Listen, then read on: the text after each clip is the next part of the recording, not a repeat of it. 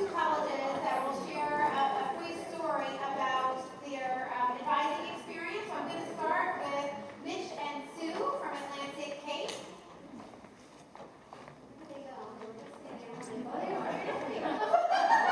I'm looking for that.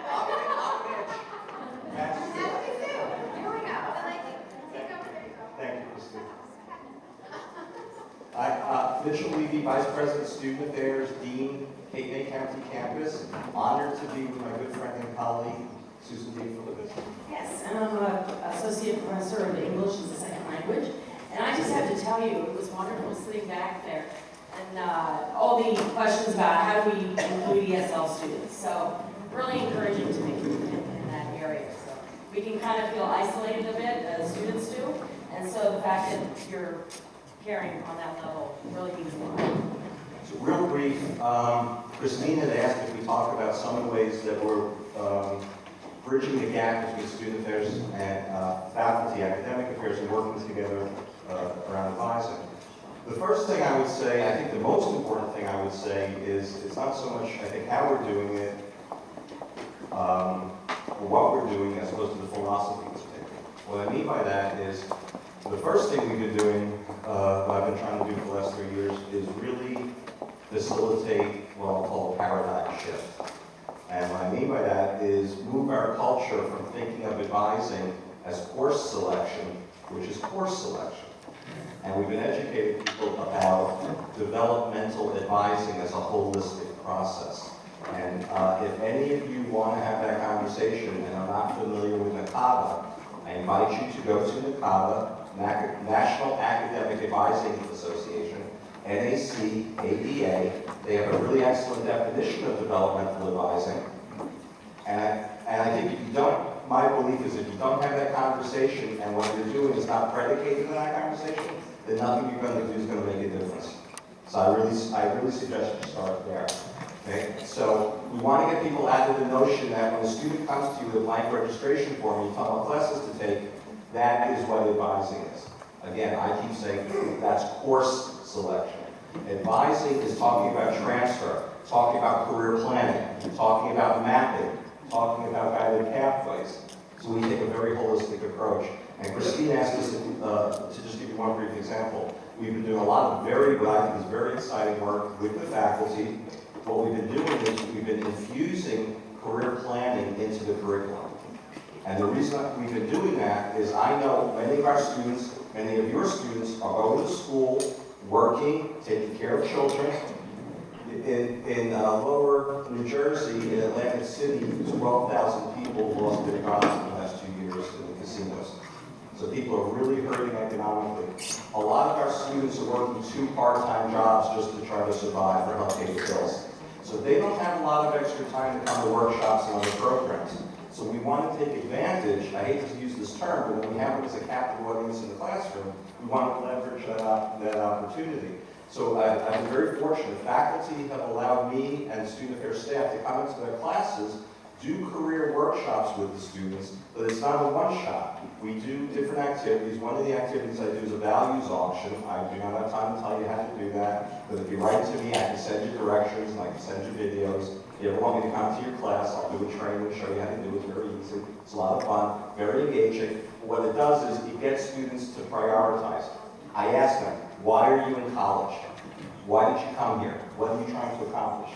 And we prioritize what's most important to you. And before I leave that workshop, I showed them how to use the Occupational Outlook Handbook and how to research careers. If you've never used the Occupational Outlook Handbook, www.bls.gov, Bureau of Labor Statistics.gov. It's a free site, Bureau of Labor Statistics. You can research, a student can research, all they have to do is type in a career, within 2 seconds they get 10 pages of information, everything they could possibly want to look at that career. When we show it to students, they are thrilled. I actually, for the first time in my career, I've been in education over 30 years, for the first time in my career, I've had students write to me and say, this changed my life. I went home after the workshop and I did research on my own and I looked up careers on my own. You know, like what I dreamed would happen one day as an educator. Students really, because it's talking to them about what's important to them. salaries, careers, opportunities. So we show them that. Now they have, so faculty are letting me come into the classroom to do this. Then I leave, but that's not where it ends. People like Sue now use that conversation within their curriculum to keep the conversation going. So we asked Sue to give you a couple of ideas of how she's done this and what her experience has been like with the students. So obviously with ESL, my goal is, English skills, listening, speaking, reading, writing, grammar. Easily with the occupational handbook, I tell them to pick 2 careers that they're curious about, that they're interested in, or one that they had maybe in the past and they're not sure if it's going to translate well in a new culture and in their new setting, their new life, and another one that's out there. So they have to research. So they're getting information technology, learning about authentic websites, where to go for good information, compare and contrast essays. I mean, I've done cause and effect essays. I've done just their response to this values auction. Where they have to write and then they have to edit and revise their work. So there's all sorts of English applications that I can use. And these are things that I'm doing anyway, so why not do it on a career topic? They're also getting the vocabulary and the other things which they'll need, as they continue on, not just with their courses, but in understanding the American system. It's very different from theirs. Many come from cultures and countries where the career path is very different and the terminology is very different, and they don't really understand our system. So that can be infused into this process as well. And just to let you know, after we started doing this, I've had students literally come back. I mean, they always stop by the next semester or so when they're taking classes, but I've had students say, I've been looking for you. 2 students, one, again, changed their careers, changed their direction. One was transferring to a nursing college out in Pittsburgh. I'd never had that before, where they were just, again, it impacted their life. It was beyond the course. So, and then later on in the semester, just as another example, when things are getting harder and they're getting more tired, because it's close to the end of the semester and they're tired, I just remind them of the big picture. What did you value? What was the important value? And to, have that as a motivator. And finally, the other thing I would say is with the, the understanding of all these different vocabulary and types of jobs out there and things. Now they can start to form, and I actually have them come up with lists of questions that they have so that they can take that to an advising appointment. So they're coming to you prepared and ready to talk about what they want. So it's really been effective. That's just one example. We've presented this the last 3 years at Best Practices. We've presented this at NASPA, national conferences. Sue and another faculty member invited me to go with them to the International ESL Conference to present this. I'm very proud to say that this year we received the 2016 NASPA, let me see if I can say this, NASPA Student Affairs Partnering with Academic Affairs Promising Practice Award. We were the only school in the nation to receive that award. Thank you. Thank you. On behalf of my colleagues, thank you. It's really exciting. We don't have time today, but what I want you to hear is it's not just DSL, developmental English, college level English, ALP, and to me really fascinating, just this year we started this work in math. And I'm working with math faculty who are using career information to teach math concepts, which to me is just brilliant to figure out how to do that. And I think the bottom line is what we find the students are really engaged. Last thing, because we're all about assessment and outcomes, I will tell you, I do assessments and evaluations. We have spoken with over 600 students. 95% of them have told us they've learned something new as a result of this across all programs. I ask them, what is something new you have learned? I bring that information back to my staff and we use that for programming. I ask them, are you more motivated to reach your goals as a result of these activities? 95% are saying yes. And then I ask them, what's the next step you're going to take to reach your goals? I look at that data, and again, with the faculty and with the staff and student affairs, we use that information to now create the new workshops and programs and initiatives we're going to do to close that loop. Lastly, we created a career maturity rubric. And some of the faculty, some of Sue's colleagues, are using that rubric in their course, so we're actually capturing developmental change and career maturity through the writing that the students are doing throughout the semester. Right? So we're not only able to say anecdotally, we have a sense something powerful is happening, we're measuring it and we're capturing it. If any of you would like to learn more about the work, we'd be happy to send you presentations. If you want the rubric, happy to do that. If you want to learn really more about this work, this sounds like a plug, but I don't know how else to say this. We published a book this year. I co-edited a book with one of my colleagues, Academic and Student Affairs in Collaboration, Creating a Culture of Success, Routledge Press, published in June. Sue and the faculty wrote one of the chapters. All the stuff we're talking about is in the book and how to do it. But $60.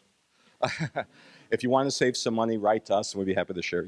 Thanks for the opportunity. Oh, thank you. Thank you. Please give them a round of applause. Awesome. Excellent, excellent work. Thank you so much. So we have one more college. We're going to have Mike from Hudson talk a little bit about advising and the connection to the student success course. So we'll go ahead and give you the floor for a few minutes. Thank you. First, Mitch, you beat Dean Wall and I from Academic Affairs. We were writing the same book, so I guess we can't write it now, so sorry. Christine asked me to talk about the student success course. I could sit here for like 3 hours, so somebody cut me off in 2 minutes. But we've been able, in our course, to really focus our efforts on advising. First, the basic, fundamental pieces, we actually have a 4-credit course.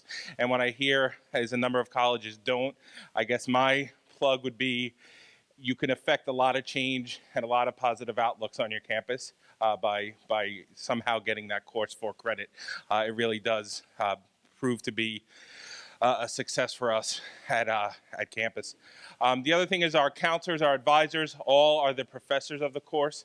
We've even now, for the first time this semester, required our part-time advisors and counselors to teach the course as an overload. So they're right there in the classroom. Some ways this kind of guided pathways moves with it. Each student in the course is required to do an academic and career exploration project in order to pass and move on. The project consists of about 20 exploratory questions about their career. A few of the levels within the focused career inventory they have to submit, and they become on file so that their professors and advisors can use that. They have to do, obviously, a beginning of a resume and a cover letter. And really, then they do a 2-minute presentation on what they hope to accomplish and where they see their career going within the course. Some other things we've done with the course, we've required, and we've done it a couple of different ways over the last 3 semesters. One semester we did it in a small group cohort. So outside of the course, you had to meet with your professor in a group of 2 or 3 people. And then another semester we tried it one-on-one. And I think the one-on-one is probably the one we'll stay with, and then the one that is most effective. Most of the other assignments in the course really all pertain to the parts of the student's development at many different times. We now require a sexual assault campus clarity course as a requirement. We require you to go to an event. And there's probably the most important thing we've did in the course and through advising, we redirected funds in a different way, and we were able to develop a peer leaders program. So currently now in Hudson, we have 10 sophomore peer leaders.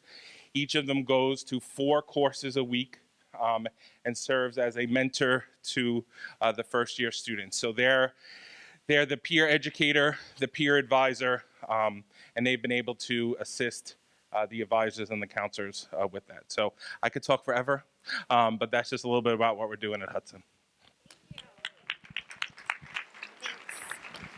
Thanks. Thanks so much, Mike. So there's I know that there's so many other great stories, but I know there's just not enough hours in the day for us to talk about all the fabulous work that's happening. But I want to say a special thanks to Atlantic Cape and Hudson for sharing their success stories with us. So at this point, I'm going to turn it back over to Chris, and we're going to talk about advising. All right.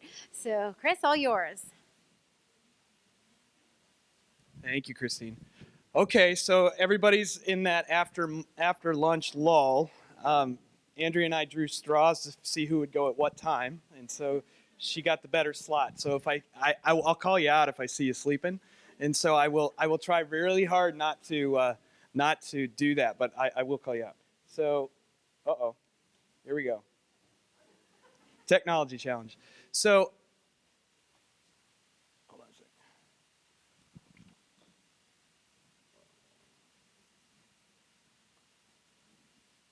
There we go. Okay, we're going to start where we left off. I have a couple questions for you before I get into this discussion about advising. How many of you right now at your institutions require advising? Just a handful. Okay. Okay, there's not a right or wrong answer. I'm just trying to get a sense of where the room is. How many of you require orientation?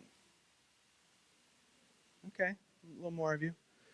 How many of you have advisors that are assigned by programs, like they specialize in particular programs? Okay. How many of you, two more of these, how many of you, and these are sort of institutional sort of investment questions, how many of you have recently hired more advisors?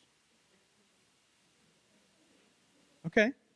And then lastly, how many of your institutions have, and this is hard to ask, it's a technology question. How many of your institutions have invested in technology beyond your sort of central ERP in the last year that's related to advising? Okay, good. No right or wrong answers on that. So what I want to do with you today is, on this topic, it's going to be a little bit more conceptual than examples. I mean, it was great to hear from Atlantic Cape and Hudson about what they're specifically doing. And as Christine said, you could all come up here and give a story and talk about the things that you're doing to rethink or enhance the way that you're doing advising. And so, again, like we said about meta majors and programs of study, there's no absolute right answer on this, and you have to do what you need to do to make it work at your institution. But what I want to do is I want to take us back a little bit, and I want to spend some time talking conceptually about how we might think about advising in a different way, and I'm going to do my very best. How many of you know who Melinda Karp is? Okay, there's a few of you. So Melinda Karp is a researcher at CCRC that has spent an enormous amount of time studying advising and studying the intersection of advising redesign with technology. And I'm going to do my best to channel some of her work, and I'll reference some slides from a presentation she recently did. But and we can also, after this, we can send you some materials from her, because I think the point that if you don't walk away with anything else from this discussion this afternoon is that technology is an important enabler, but it is not the answer. And too often, too many institutions are looking to technology to be the answer, and that's just not the way it's going to play out. So all joking aside, I have no idea how many of these might be sideways, but it was comical to me that was still sideways when I actually switched the presentation. So I'm going to jump through some of these slides. I'm going to revisit a couple of these. One of the things that you can see from this, and I don't know how well you can read those bullets, but the 5 things on this slide are related to helping students get on the path. And you can see the shift from the left side to the right. A couple of things I want to highlight here that I didn't really visit this morning. The third one is about getting the math lined up with your program, with the programming. And not surprisingly, when you get to this point, when you're talking about advising, there's been quite a bit of movement on these 30 colleges. That's because they've already done the programs of study. I mean, they've done a lot of the work, and math is central to that conversation. Then you start to get into things like further down at the bottom, are they working with high schools? I have to tell you, in what I've heard from the 30 colleges nationally, that's really the next frontier. Some colleges, as you can see, are pretty far along, but I don't think they're particularly far along. And I don't know a ton about the conversations that you have had in here in New Jersey, but I suspect that you may have a leg up compared to some of your peers in other states in that regard. And I think that's an important part of the on-ramp in the entry into programs conversation. On the keeping the students on the path, of the 4 buckets, this is the place where there's been the least movement. Interestingly enough, these are the places where people are investing pretty heavily in technology. And I don't think it's a mistake that they haven't, but very few, particularly in the bottom 3 things on this slide, nobody is saying that they've done this at scale. Some have made some progress, but they all are, for the most part, of acknowledging that they've got a long way to go. And I think this is, I'll come back to this in the presentation about the integration of the technology into the things that you do with human beings on your campus. Okay, I'm going to jump. So a couple other sort of slides to give you a sense of where I think the field is at this moment as in relation to advising. This slide, and I'll try and summarize it quickly. As we've talked, JFF manages a network of the 13 student success centers. There's about 480 colleges in that network. And we surveyed the center directors earlier this year to get a sense from them, where are your pain points around guided pathways? What are your colleges telling you? What's your sense of what the real needs are? And I'm not going to spend too much time on this. I don't think this thing will point, but, oh, it does actually. The 6th one, the 6th and 7th, and then the top one, were the areas student support students through a strong advising process and embedded academic and non-academic supports. I mean, that's advising, right? I mean, so those were the areas where across all the centers, you saw a lot of energy and a lot of interest. And I don't think that's surprising because as I showed you earlier, advising, whether it's getting people on the path or keeping them on the path, that's the place where the 30 colleges that have dove deeply into this and have had quite a bit of support around it, they're challenged on that front. So not surprisingly, you're seeing this reflected from roughly half the community colleges in the country. I'm going to skip, or I might not skip anything. Hold on. Oh, that's all right. Oh, it keeps giving me keeps asking for a security code thing, but it's okay. I'm going to skip this slide. Drilling into those 2 practices, the one around student supports and then the academic and non-academic support, academic and non-academic supports, this is a little bit more detail about what the centers directors were saying their colleges were really areas they needed support with. And we tried to, based on the feedback from the centers, we tried to rank order these. I think depending on the state you're in, there may be in different orders, and depending on the institution, you may feel differently. But I'm not going to go through all of these other than to say there's a broad set of issues around the advising function at institutions where the centers and their colleges are needing support. Similarly, you can see here sort of the places where folks feel like they have a lot of needs. And I think a particular area on this slide, and I think it's a really important connection to the discussion about keeping students on the path, is what kind of supports do we have for students that are most at risk? And that's a complicated set of things around different sets of services, whether it's benefits, access to public benefits and other kinds of things that we're doing for special populations. And there's a whole strand of this conversation around guided pathways that plays into that, but I won't spend a ton of time on that today. So I wanted to give you a sense of where the field is around these issues. As you wrestle with advising, redesign, and reorganization and enhancement, you're not alone. There's a lot going on. But there's no super clear answers either, in part because so much of it needs to be contextually based. So I want to spend a few minutes using Melinda Karp's research to give you a sense of a way to think about advising. And I heard some of the things that I'm going to talk about from the folks that were just up in front of you. So when you think about the paths, clarifying the path, getting on the path, staying on the path, and ensuring learning, there are particular pieces and particular questions about advising that stand out. Some things permeate all of it, but there's particular points, particular questions about advising that become important as you're thinking about different aspects of this. I'm not going to go through each and every one of those, but as you think about clarifying the path, what's the program planning? How are you engaging students in that? What do they know? The discussion about career, we've all had career services offices forever. If you survey students, and some have surveyed students, when do they go to those career services traditionally? Well, the last semester that they're at school, because they're going to go look for a job, right? Well, that's exactly the time where they discover maybe they didn't do what they needed to do to get them to the job that they wanted. So we have to put that on the front end. Counseling and coaching. I mean, this is obviously really important. And having advisors that are informed not only of the programs of study, but what the students' interests are and the trajectory that they're on is obviously key. It always has been. That's not a new thing.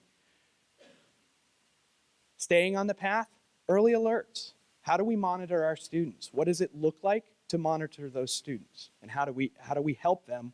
And how do we even know when they're in trouble? I think a lot of the technology supports can help with that. But the question is, and there's lots of research going on around nudges in different points. And what happened? Okay, we nudge people to do things. Are we actually prepared to handle the influx of students when we send a nudge out? The answer is probably too often not. And then lastly, what are they learning? And this is where the analytics pieces, I mean, you want the data analytics all along, but your learning management system and how that's integrated into your overarching advising system is really important. So Melinda talks about advisors as too often they serve a role as a registration clerk. Anybody want to challenge that? I mean, given the ratios that we often see, I mean, how could you possibly be much more than that? And it's ad hoc, it's first year focused. For students, it's voluntary, it's temporary. What we need to get to is how do we help them pivot and think about the students, the path. Are the students on the path? How do they stay on the path, et cetera? But that's kind of the status quo historically. I mean, you probably are all in different places along a continuum, but that's the status quo. So we want to move from that continuum to something more holistic. We heard that a few minutes ago. To a much more personalized approach. But how do you do that when you have, at any given institution, you may have 1,000 students showing up 2 days before the class? It makes it really hard to be personalized, right? So part of the beauty of guided pathways is we start to clarify how to handle the students. The students start to have a clearer picture of how to handle themselves.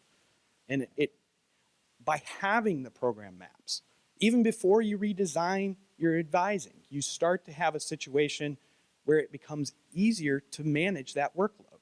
It doesn't make the workload go away.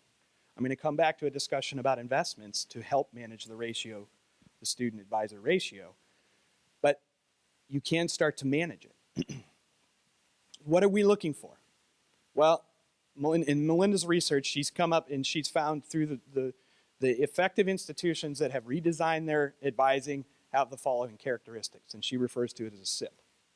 It's sustained. It's not a one-time deal. It happens more than once. It's strategic, differentiated services. And this also comes back to this notion of program maps. And I asked the question at the front, how many of you have your advisors are actually advising on particular programs of study? Now, advisors are a brilliant, great lot, but understanding all programs equally?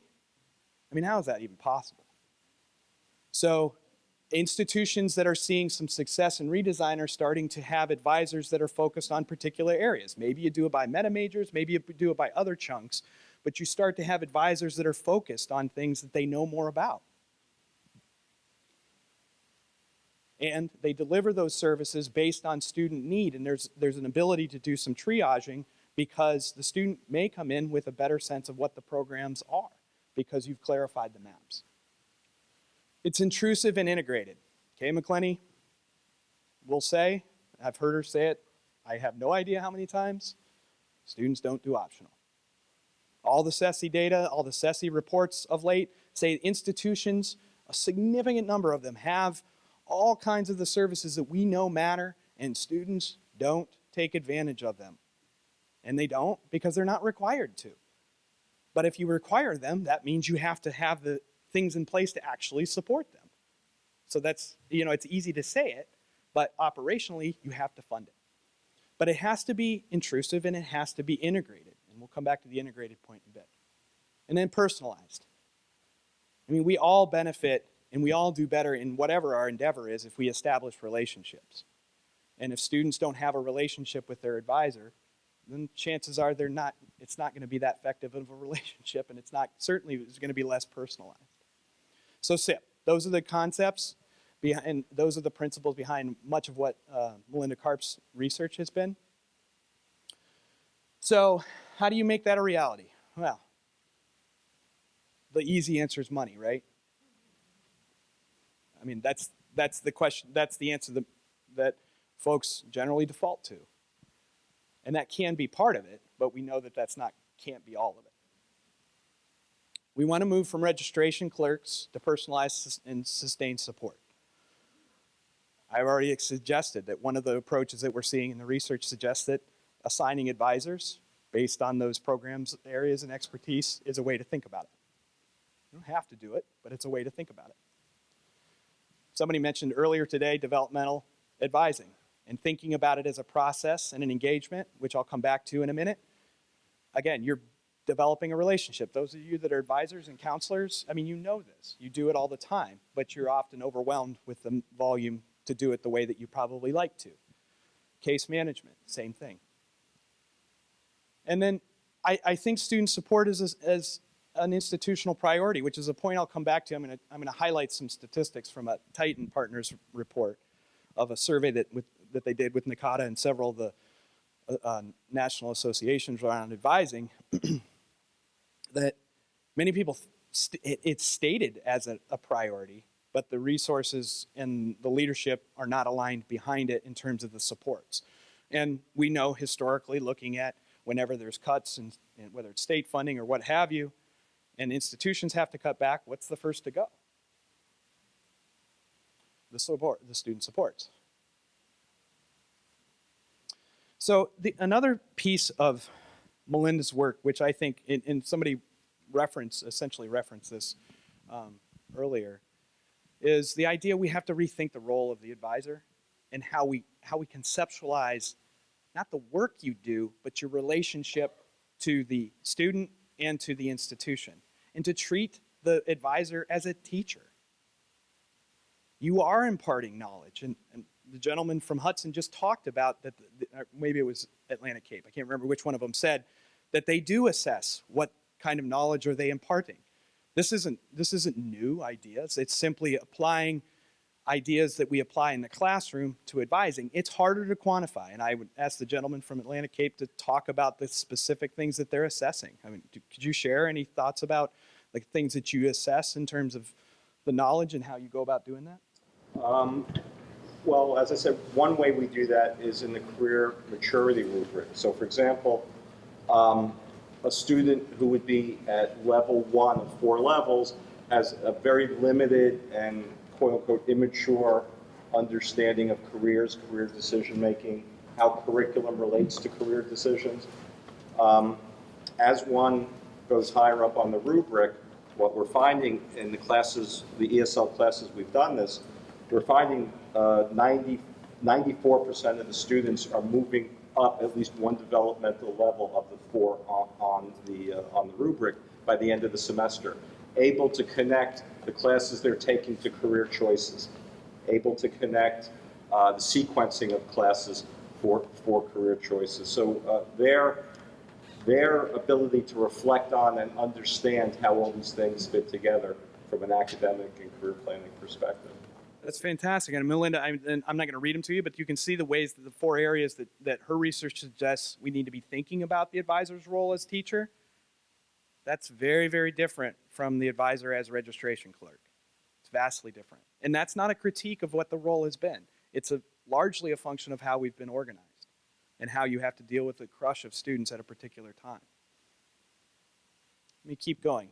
So as we think about the changing role, and we start to think about how we can use technology to help us navigate shifts, it's not simply, it's a complicated process of organizational change. And I would say that in the guided pathways work, I mean, there's change management that needs to happen across the board, from the start of the discussion about program maps through the learning outcomes.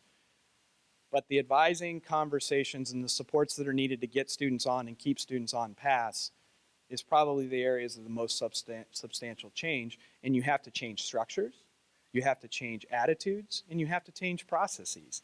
And if you start with technology before you've visited any of those, you probably will have wasted your money, and hopefully, as I said this morning, you kept your receipt.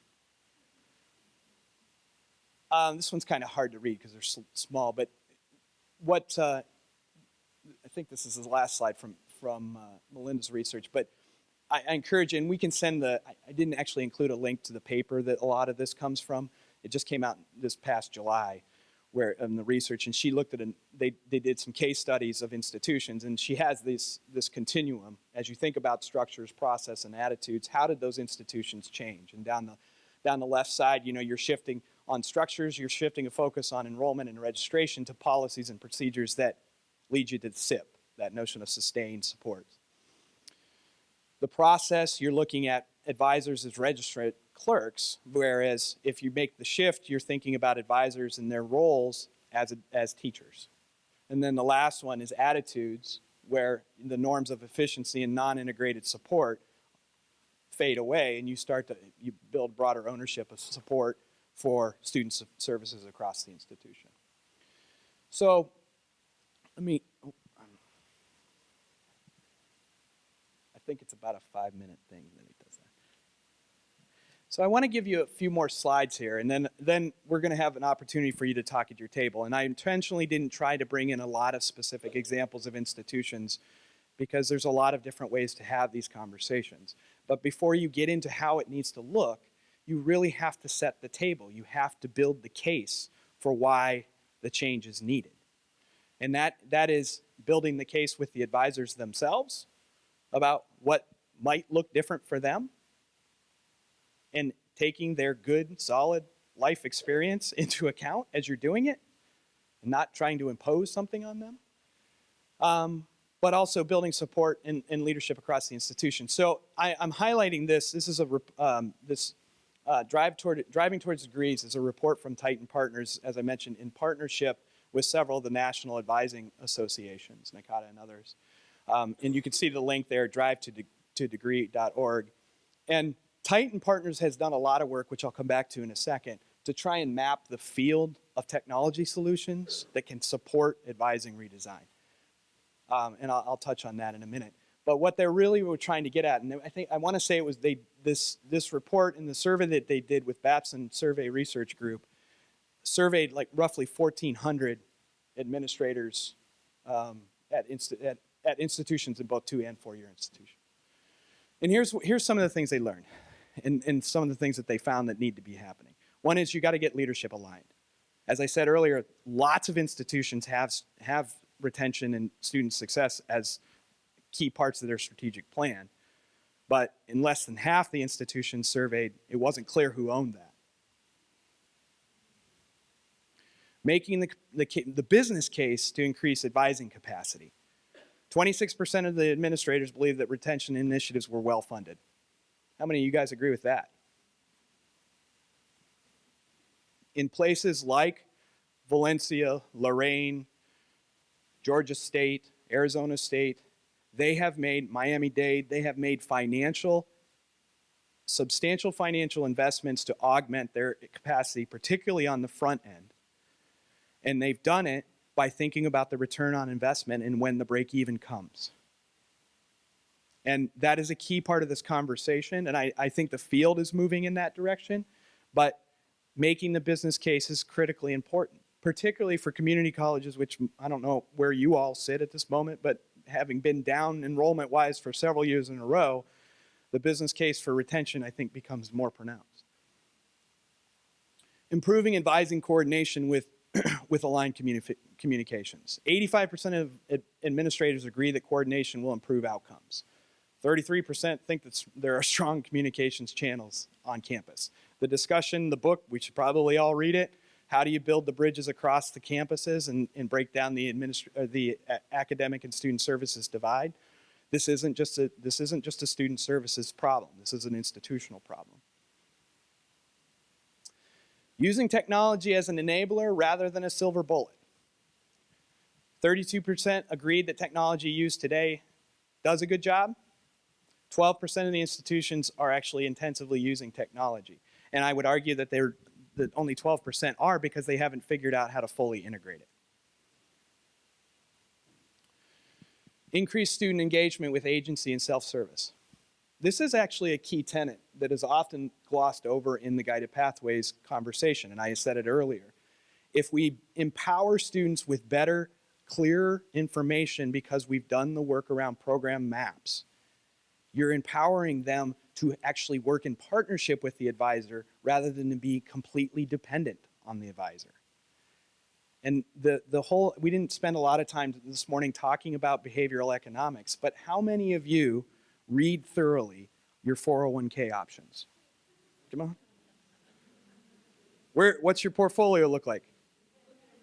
All right, good, awesome. All right, here's one, since we're in the after lunch lull. How many of you have been to the Cheesecake Factory? And how many of you picked your cheesecake? Well, all right, let me rephrase. How many of you picked your cheesecake on your first trip? How many of you were able to pick the cheesecake you wanted in less than 5 minutes? Well, you are clearly an outlier on all fronts. So the point is, it's not because you're not smart people that can't sort 401k options or a Cheesecake Factory menu because it has too many choices. It's because it's too much choice. It's too much choice. And forever, we as community colleges have said, we're going to offer you 150 programs, which is a great thing to have that flexibility. But if you're a student who has no schema for the institution or the higher ed period, good luck figuring it out. So they may have better luck at the Cheesecake Factory. So the point is, we need to empower our students. And clearly, folks agree with that in this survey. Again, it was like 1,400 people that completed it. Okay, my 5 minutes. We're almost done here, and then we're going to open it up to questions. Okay. So very quickly, this is also in that Titan report, and I'm not going to go too deeply into this, but it goes back to the question, one of the questions this morning about, what kind of technology, what does the technology look like, when do we use it, how do we employ it? I think this is a useful taxonomy of various tools that are out there. And I know, and as a former center director, there was rarely a week that went by that I didn't get a call from one of the firms trying to sell me their wares or to use me to connect with all the colleges. And I'm sure your institutions get pummeled regularly by all the wonderful solutions that are out there. And I don't want to take away from the services that can be provided by a lot of the technology company, but how do you figure out what works? How do you figure out what you need? The answer is, you need to think about where you have your gaps at your institution to insert technology solutions, but you don't start there. You start with a conversation about your culture, your process, your needs, and then you back into this discussion. And I put this up here, and I'm not going to elaborate on it, just to simply show that this publication and other ones that Titan Partners have put out have done a pretty nice job of mapping the field. And so if you're really wrestling with which technology solutions and you think you're ready to go and do it, then this is a good place to look for some information. The last couple slides I want to mention here, and then I'm going to turn it back over to Christine so you can have some discussions. The IPASS work, which is integrated planning and advising for student services, really going back to what I was saying earlier, the idea is that it builds out an integrated approach to advising that treats the advisor as a teacher, and puts them in a function that they're trying to extend knowledge and support to the student. It touches the students on a regular basis. This is key. It's not a one-shot deal. It's integrated and it's sustained. And it connects students to information to help them move through their program. It is technology enabled. It is technology mediated. And that's key because so much, as I said several times, there's so much going on in institutions around redesigning advising that is based on which technology tool are you going to start with. So the last thing I want to highlight, and this is on your tables, I'm not going to go through it. As you think about your work as it relates to guided pathways, and you really get into advising redesign conversations, and you start to think about when and in what ways you need technology, the Readiness for Technology Adoption Framework, CCRC, developed, it's a useful tool to really look at as an institution, as a team across your institution, and think, okay, are we at a place in terms of our IT systems to support this? Does it integrate with PeopleSoft or Elucian or whatever you're using on your campuses? But more importantly, are you ready for it culturally? You can put systems in place that empower students. You can use nudges. But if you haven't redesigned your processes for handling that as it spurs students to reach out, then you may have actually created a worse problem. So I encourage you to look at that tool, and I encourage you to take it back to your campuses and think about varying ways, or take it back to your campus and have discussions about, are you ready to step into the technology conversation? And many of you put your hands up and said you've bought things in the last year, and I think, that I'm not judging whether that was a good or bad decision.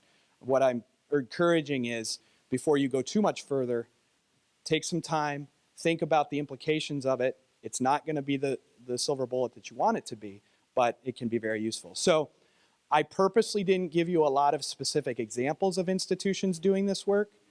Embedded in a number of these publications that I've referenced here, and particularly Melinda's work, there's lots of examples of what those institutions have done. The IPASS work in particular, Achieving the Dream, is very involved in that as well. So I encourage you to seek out that information about the IPASS initiative. But it's very much integral to the conversation about guided pathways. So I'm a little bit past my time. I want to see if there's any quick questions, and then I'm going to turn it back over to Christine. So thank you.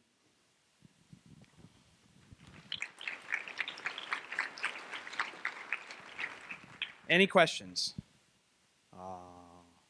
Okay, we'll get you talking. Right. Well, I think you probably do have questions, but we're going to let you brainstorm at your table. So there in your packets, there's another advising table conversation.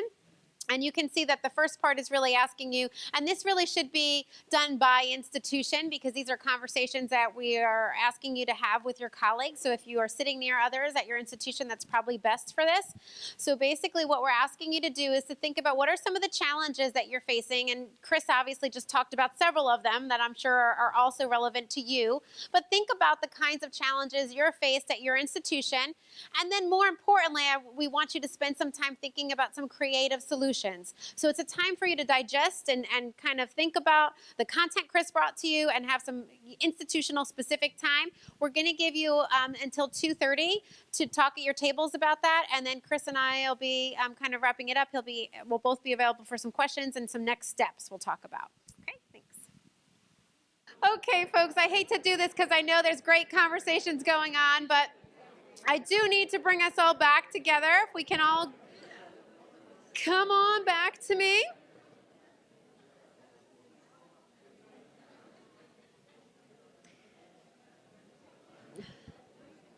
All right, so tough to break up good conversations. I promise you can keep talking all night, all weekend, all next week. You can keep on going, but I do want to be respectful of everyone's time, so I'm going to ask that we can all come back together, please.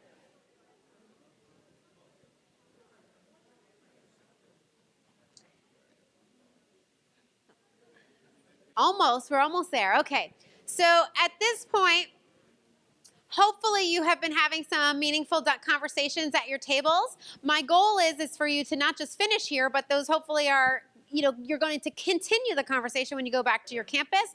Bring your other colleagues up to speed with what you talked about here. Use those as jumping off points for the continued dialogue on your campus. So I do want to remind you that I would like to collect those. So please, on your way out, you can leave. We need New Jersey Story and your table conversation summary sheets from morning and afternoon. If you can send those out, that would be great. I also want to make a couple of other quick announcements before I bring Chris back up, just so I don't forget. I want to thank Middlesex County College not only for hosting the event, but also for providing their video services free of charge to the center. So very, very thankful for them. And also Middlesex County College has also agreed to provide CEU credit. So you may have seen on the left-hand side of your folder, there is a piece of paper that if you want CEUs, you'll need to fill that out and hand that in also at the end of the day. So I just didn't want to walk away without saying that. And we will be collecting name badges. We recycle these, so please make sure we have those back too. So I'm going to turn it back over to Chris, who's going to address some of the different issues that you're grappling with and answer any questions that you might have. And then I'll wrap it up at the very end. Thanks, Chris. Thanks, Christine. So it sounded like there were some lively conversations. I want to just draw out a little bit what you were talking about at your tables. What are some of the issues, the big issues that you spent time talking about it? Come on. We won't let you go until there's at least 3 or 4 of them. There we go. Faculty engagement and accountability in the advisement process. Okay. Other folks talk about faculty engagement in the advisement process. What are some of the things that let me come over here. I'll come back to you since you said, what did you guys talk about? I think we really did talk about this for a while because this is we're not going to say what college or fun, even though you all know. But our faculty, I think, have been trained over the years to think of advising as that registration. We have strong unions. People think of, or some people think of numbers, think of, people assigned to them. So I think it's breaking all of that and really showing that advising is taking someone from step 1 all the way to career.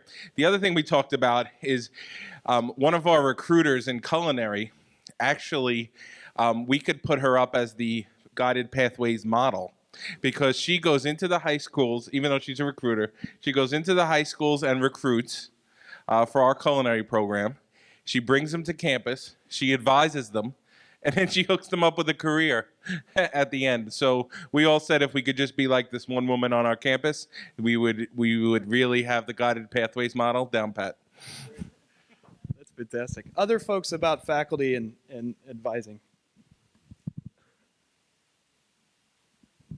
Well, I would say that our advisees are assigned through an automated process through colleague and then, to all full-time students. So if a student in the following semester drops to part-time status, they don't get an assigned advisor, and then they generally will go to see, a chairperson or a dean. So we were talking about a creative way to address this might be through meta majors to advise based on meta majors to handle, institutions, large institutions like ours, close to 12,000 students. How do you advise everybody and have that high touch experience for students? So maybe meta majors might be a creative way to group students and assign students so that they can get that whole complement of advising throughout their time at the institution. It kind of goes back to what I was saying about thinking about advising based on programs. Other comments about advising in relation to the faculty? I will tell you, I know that one of the elephants in this room in a lot of places, and I worked in Michigan for a long time, are contracts and what are the defined roles and responsibilities in contracts. Those are real issues. Those are there historically for reasons. But I think we have to have honest conversations about where adjustments need to be made. And there's a couple of different ways that can play out. It can either play out in the context of the contracts that you have and how you revisit the roles and responsibilities. Or, as I've seen that's happening in institutions in other states that are also highly unionized, they're starting to hire people outside of the contracts to deal with these issues. And I think that's the worst of all situations, to be quite honest with you, because I think then those of you that are doing some semblance of this work are under-resourced, and those folks are probably likely under-resourced. In the end, the person that probably suffers is the student. So I don't for a second pretend that the challenges around contracts and roles and responsibilities, A, are not legitimate, or B, are not difficult to deal with. But I think as we think about this whole notion of reforming the institutions, those of you that are in advising roles or faculty roles are going to have to embrace some level of change over time. So let me see what other comments or questions on this topic or other topics that you talked about, other issues, other big issues that you talked about as it relates to advising. None? You have it all figured out? Yeah.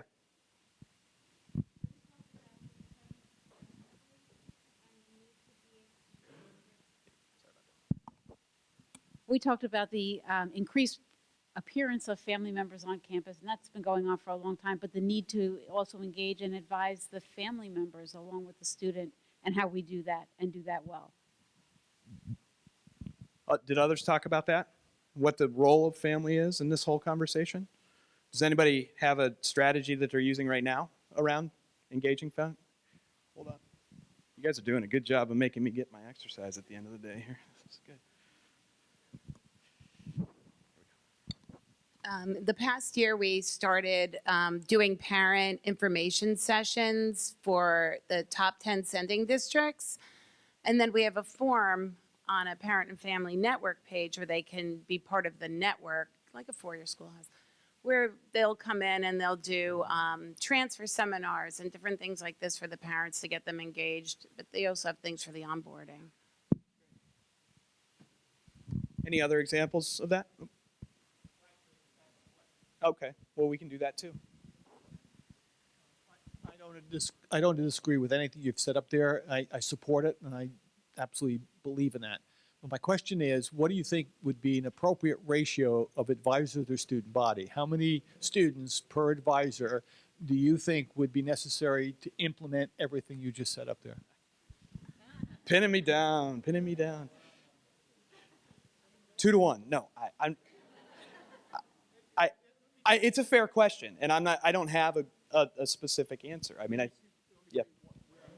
Yep. I asked that question. I teach business at Warren County Community College. I'm also the Pathways Administrator. This fall, I kicked off a mentor program for my business students. So I have right now 10 students involved in my mentor program. I meet with them every 2 weeks, 8 times during the semester, at least 30 minutes each session. And we talk about career, we talk about much of what's up there. So my question is, as a business major, is how many students can I load into that kind of program when I just run out of bandwidth? So for the student services, what would be the appropriate ratio of student to advisor to implement all of the above?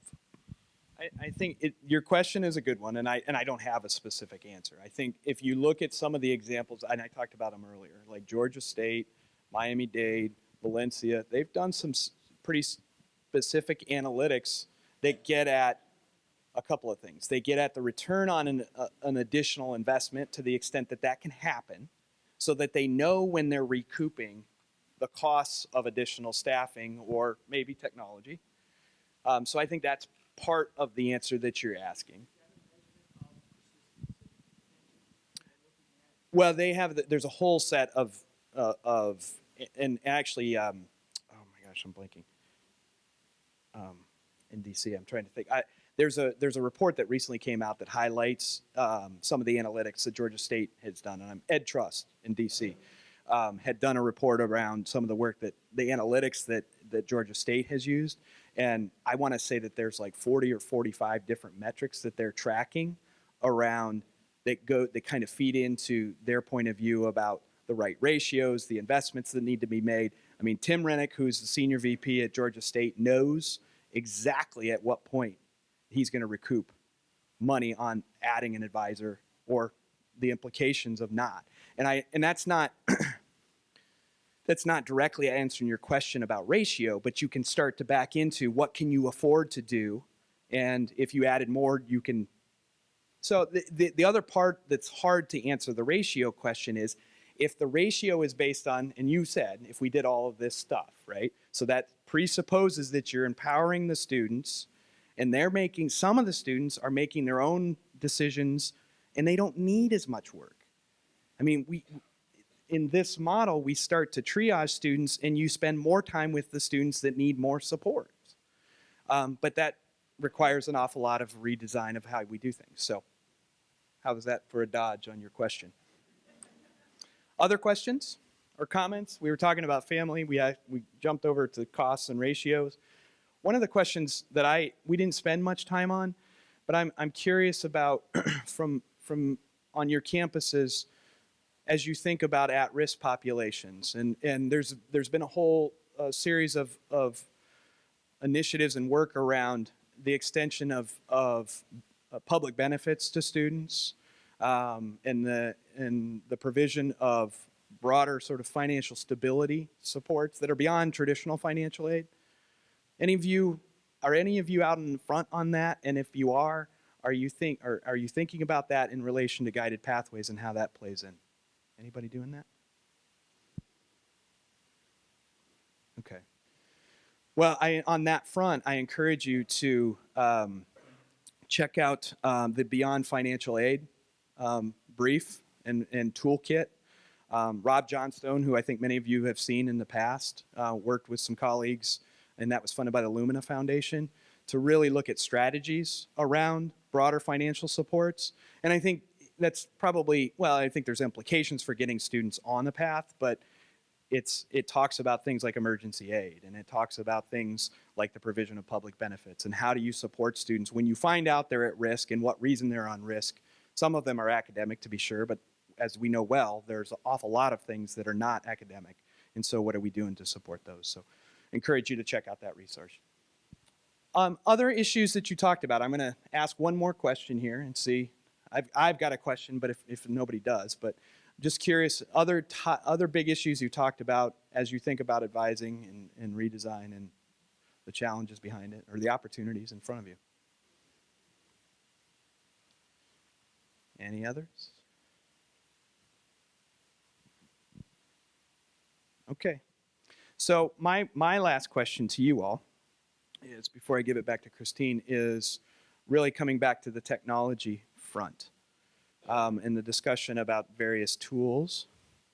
And have those of you, a lot of you raised hands about the purchase of new tools. And I'm wondering if anybody could talk about a little bit of the process behind determining that tool and the engagement on campus. Can anybody talk about how that, was that an IT function? Who drove that conversation? Yeah. We haven't implemented yet. We just selected our technology tool. And we went through a lot of demos, largely driven on the enrollment management and student success side rather than the IT side, because we had a better sense of what it was that we were looking for in our tool rather than having IT drive it. We really ended up sitting down with what are all of the things that each of these tools offer and how do those match up with the things that we're actually trying to accomplish. But I think the sort of driving factor for us is that we are very well aware, I think all the way across campus, that this is not a solution, it's a support. So we were not looking for, once a company started talking about how here's what we're going to fix for you, we to a large extent moved them down the list, because we said, if you think you're going to fix this, you don't even understand your own product. So what we've ended up with was, I think, a much larger outlay of funding than we had originally gone in expecting, but a much better understanding of how to engage the larger community on how to implement the tool as a tool rather than as a fix. Anybody else want to comment on that issue as you thought about technology or are thinking about technology on campus? how you're engaged in those issues? Okay. Well, I want to thank you again for the opportunity to talk with you today. My colleague and I, Andrea, really enjoyed being here. We look forward to being back at some point and continuing to see the great things that you're doing. And we stand ready to support Christine and certainly to support your efforts. So thank you very much and enjoy your weekend. Thank you, Chris. Thank you. So, they think they're going back to the airport, but as I said before, I'm just sneaking them back to my house. They're going to move in with me. So, so on a serious note, this is one of the events that the center has put together for you. It clearly can't be a standalone event. We're going to need to package this in the mix of many other events. So I'm in the process of working with my advisory board on developing a strategic plan for the center for the next 18 months or so. And you'll see the programming come out probably by December is my hope for the spring and forward. But in the meantime, I have two other programs that we already have planned. One is Wednesday, November 9th, and you have these in your packets so you can see it. We have the Mock Community College Story, so that'll be a webinar, 1 hour. And by the way, all of the events put on by the center are free of charge unless otherwise noted, but as of now, we're still able to provide everything free of charge. So that's a webinar that we would ask you to register for. And, you know, there's a lot of emphasis on the program. Well, what happens in the program is teaching and learning. So one of the areas of focus for the center is on professional development. And on Friday, December 9th, we're in for a real treat. If you haven't seen Pete Watkins present before, he's very dynamic and has a lot of research that he puts into practice. So it's not a theoretical research kind of talk. It's a combination of here's the background and here's the applied. And I want to make sure that you all know that this event is open to not just full-time faculty, but also your part-time faculty. So please help me get the word out. It's registration is available on this link here, or you can also go to the center's website to get linked up to it. And we have about 200 seats, and so encourage your friends and family to hurry up and go ahead and do that. I also want to give a shout out. We have Bob Grimmy here from the Department of Labor. Bob, can you just kind of wave? So woohoo! Give a shout out for Bob. It's his day. I'm like, woohoo, Bob, I'm excited to see you. He's like, that's not always what people say, but I'm saying it. So I'm really excited because the center is partnering with many different constituents, and Bob actually reached out to me pretty recently, and we already have kind of this idea blooming. So stay tuned. We're not ready to unveil the details, but I'm hoping to partner with other organizations like NJ3C, the Community College Counseling Association here in New Jersey, and maybe even Najanza. So I'm reaching out, trying to partner as best we can, and probably bring you some more career-specific professional development as well. So the professional development that we plan to do is really for all, and I don't expect that only student services would go to that. I certainly hope that faculty would also go to the career, and of course administrators and staff as well.